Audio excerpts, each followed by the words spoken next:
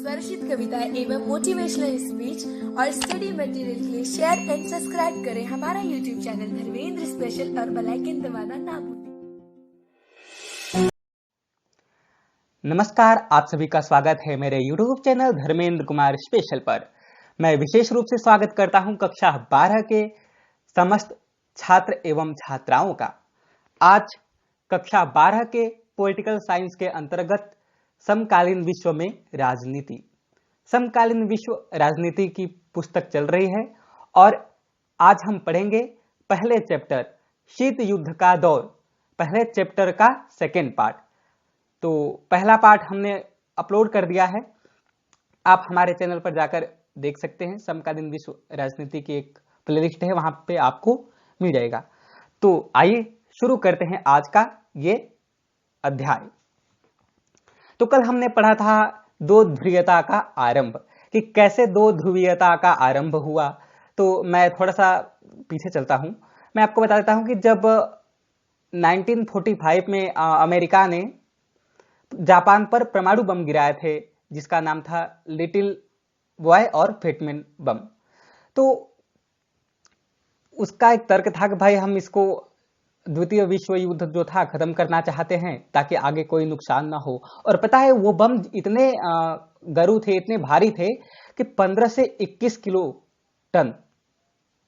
ये सुनने में तो कम लगता है आज, क्योंकि हजारों भाई टन के होते हैं बम, हजारों टन के। और आज लेकिन पहले कुछ और था, आज कुछ और है, जमाना बदल गया है। तो यह था कि 1945 के बाद भाई यूरोप के जर्मनी में बर्लिन में एक दीवार खड़ी कर दी गई थी, जिसको कहा जाता है बर्लिन की दीवार। तो उसके पश्चिम साइड का जो हिस्सा था वो अमेरिका यानी पूंजीवाद का क्षेत्र था, और पूरब का जो हिस्सा था वो सोवियत संघ का क्षेत्र था। तो इस प्रकार दो ध्रुवीयता का आरंभ हो गया भाई, दोनों एक दूसरे के होड़ शुरू हो गए, एक दूसरे के मुकाबले खड़े उतरने लगे। तो ये हमने बताया था कल पहले पार्ट में। आज हम देखते हैं कि उत्तरी कोरिया का समझौता किसने कराया था। तो दोस्तों, उत्तरी कोरिया का समझौता भारत के पंडित जवाहरलाल नेहरू जी ने कराया था, और यह युद्ध वियतनाम, अफगानिस्तान और कोरिया से हुआ था 1950 से 1953 के दौरान। ठीक है, तो आई होप समझ में आ रहा होगा आपको, आ रहा होगा कि 1950 से 1953 के दौरान यह युद्ध हुआ था।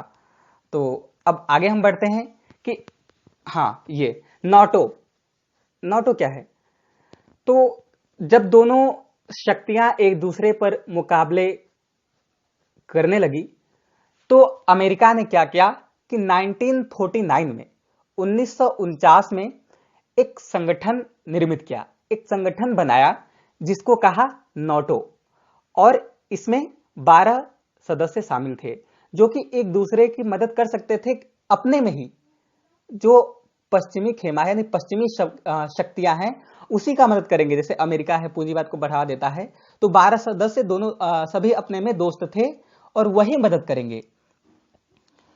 आप कृपया बीच में वीडियो ना कट करें, अंत तक देखें, क्योंकि कोई मिस पॉइंट हो जाएगा तो वो आपकी जिम्मेदारी है। और कॉपी पेन हाथ में लिए रहें, जिससे कि आप नोट कर पाए। तो सभी सदस्य आपस में मदद कर सकते थे, लेकिन कोई बाहरी व्यक्ति आ जाए तो नहीं कर सकता था। यह ध्यान रखने की बात है। तो हमने बात की नाटो, ये अक्सर पूछ लिया जाता है पेपर में। तो नाटो का फुल फॉर्म क्या होता है? North Atlantic Treaty Organization. क्या होता है? नॉर्थ अटलांटिक ट्रीटी ऑर्गेनाइजेशन, यानी उत्तर अटलांटिक संधि संगठन, यदि हम हिंदी में बात करें। तो भाई अब जब अमेरिका ने अपना संगठन बना लिया, तो क्या सोवियत संघ चुप थोड़ी रहेगा? उसने भी बनाया भाई। उसने 1955 में यानी 1955 में एक संगठन बनाया सोवियत संघ ने, जिसका नाम था वारसा। और यह केवल अमेरिका का मुकाबला करने के लिए बनाया था। इसका उद्देश्य एक ही था कि हमें अमेरिका यानी जो पूंजीवादी शक्ति है, महाशक्ति है, उसका मुकाबला करना है। इसी को मद्देनजर रखते हुए सोवियत संघ ने एक संगठन का निर्माण किया जिसे वार्सा संगठन कहते हैं। तो आई होप आप सभी को समझ में आ रहा होगा ये संगठन कब हुआ था, 1955 में। अब आगे हम चलते हैं। अगला हमारा टॉपिक है गुट निरपेक्ष। भाई गुट निरपेक्ष से आप क्या समझते हैं? गुट निरपेक्ष का मतलब होता है कि किसी भी गुट में शामिल ना होना। तो दोस्तों इसे नेम के नाम से भी जाना जाता है, NAM, नेम। गुट निरपेक्ष को किस नाम से भी जाना जाता है? इसे नेम के नाम से भी जाना जाता है, जिसका फुल फॉर्म होता है नॉन अलायंस मूवमेंट्स, जिसका अर्थ होता है किसी भी गुट में शामिल ना होना। आई होप आप सभी को समझ में आ रहा होगा। और आगे हम बात करते हैं कि गुट निरपेक्ष का क्या अर्थ है। तो मैंने बता ही दिया कि इसमें लोग, जो देश हैं, वो ना ही किसी के नियंत्रण में नहीं होते, ये इनका अपना अलग गुट होता है। तो भाई जब दो ध्रुवीयता का आरंभ हुआ था तो उसमें दुनिया में दो शक्तियां थी, दो महाशक्तियां थी, अमेरिका और सोवियत संघ। तो उन्हीं दो ध्रुवीयताओं को चुनौती देते हुए एक नया पक्ष सामने आया जिसे हम गुट निरपेक्ष कहते हैं। इसके अंतर्गत कोई भी देश किसी भी पक्ष में शामिल नहीं होता है, इसका एक अपना पक्ष होता है, जैसा कि भारत ने किया था। भारत ने किसी भी शक्ति में शामिल नहीं हुआ, किसी भी महाशक्ति में भारत ने शामिल नहीं हुआ, क्योंकि एक ऐसा देश था जो गुट निरपेक्षता को अपनाया था। ठीक है, तो अब हम जानते हैं कि हाँ देखिए, गुट निरपेक्षता ना ही पृथकतावाद है और ना ही तटस्थता की नीति अपनाता है। ये क्या है? अब हम बार बार बात कर रहे हैं गुट निरपेक्ष का, ये पृथकतावाद, तटस्थता क्या है। तो ये थोड़ा सा आपको हो सकता है कठिन, लेकिन ध्यान से सुने और नोट करते जाएं, आपको बिल्कुल इजी लगेगा। पृथकतावाद, पहले हम समझते हैं पृथक। पृथक का अर्थ क्या होता है? पृथक का अर्थ होता है अलग होना। अगर हम यहीं पे जोड़ देंगे पृथकतावाद तो इसका अर्थ हो जाएगा अलगाववादी। तो भाई अब गुट निरपेक्षता जो था, इसका अर्थ लोग अलगाववादी समझने लगे, यानी अलग समझने लगे कि हमें तो अलग होना है, लेकिन बिल्कुल इसका सिद्धांत अलग नहीं था। और हमने ना ही पृथकतावाद को अपनाया था। पृथकतावाद को कौन सा देश अपनाया था? मात्र एक ऐसा देश था, अमेरिका, जिसने 1787 में जब स्वतंत्रता की लड़ाई लड़ी थी। कब लड़ी थी लड़ाई? 1787 में जब अमेरिका ने स्वतंत्रता की लड़ाई लड़ी थी, तब अमेरिका ने पृथकतावाद की नीति अपनाई थी। क्योंकि उसके बाद भी ये आजाद हुआ, उसके समय अमेरिका जो था उस समय ब्रिटेन का उपनिवेश था। तो वो उपनिवेश राज्य 1914 तक, जब तक प्रथम विश्व युद्ध नहीं हुआ, तब तक पृथकतावाद की नीति अपनाई। लेकिन हमने नहीं अपनाई। क्यों नहीं अपनाई भाई? क्योंकि अगर हम अपनाते तो हमें एक ही शक्ति का हम पर दबाव होता है ना।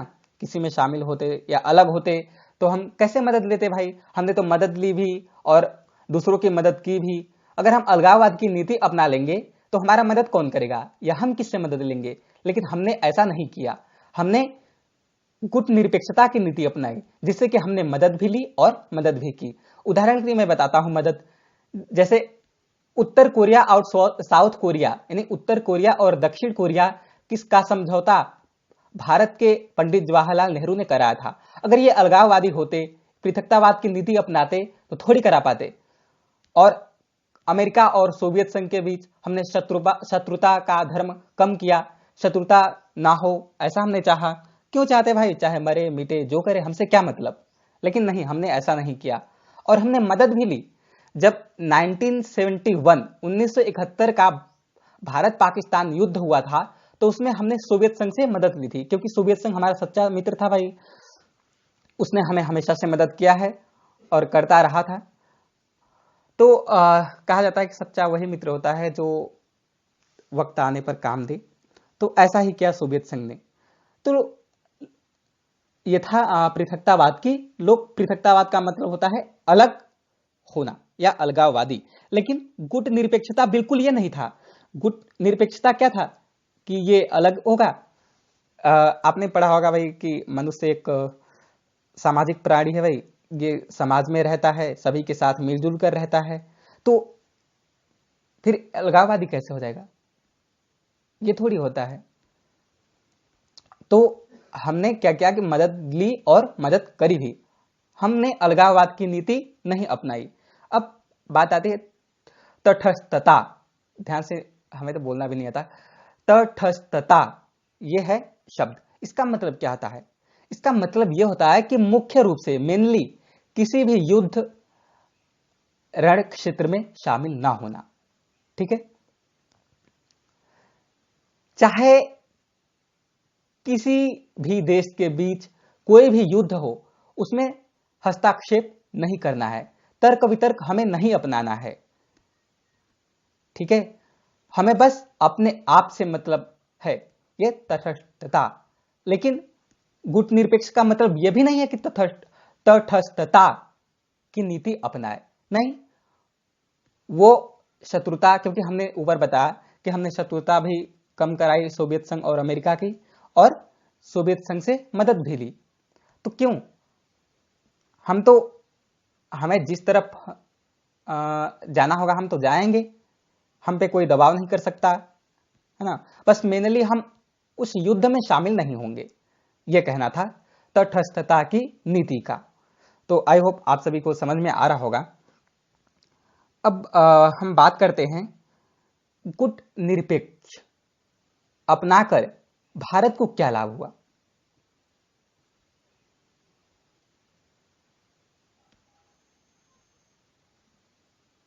तो भाई गुट निरपेक्ष अपनाकर भारत को क्या लाभ हुआ?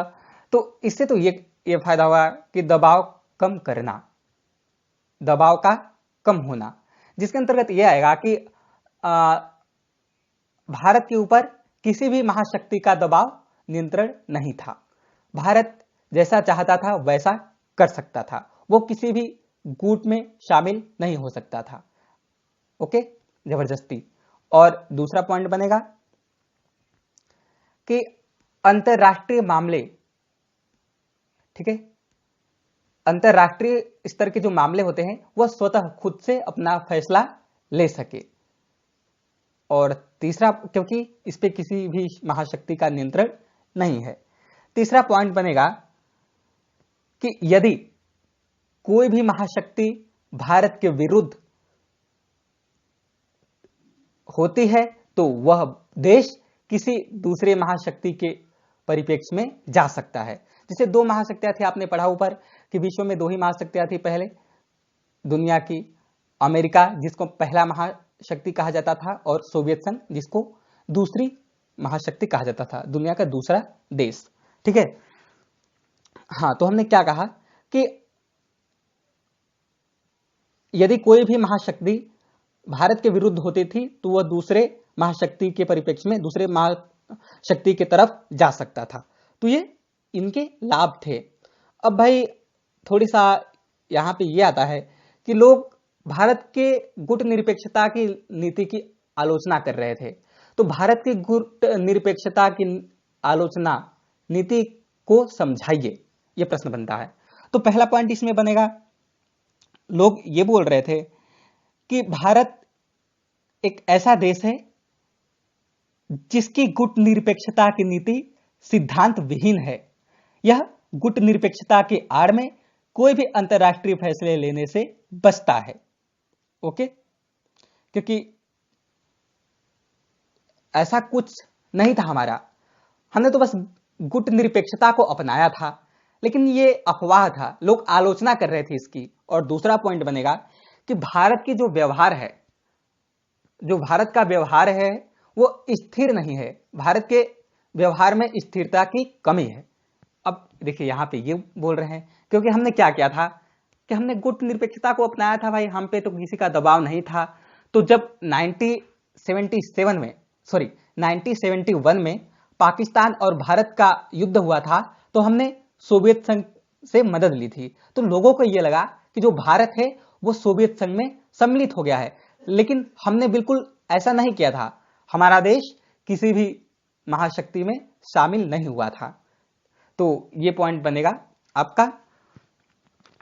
भारत के गुट निरपेक्षता की नीति की आलोचना क्या है, इसका उत्तर था ये। ओके, तो आई होप आपको वीडियो अच्छी लगी होगी। यदि अच्छी लगी तो लाइक सब्सक्राइब शेयर जरूर करें और सभी दोस्तों के साथ शेयर करें, जिससे कि कोई आपका दोस्त छूट न जाए। जय हिंद, जय भारत, वंदे मातरम।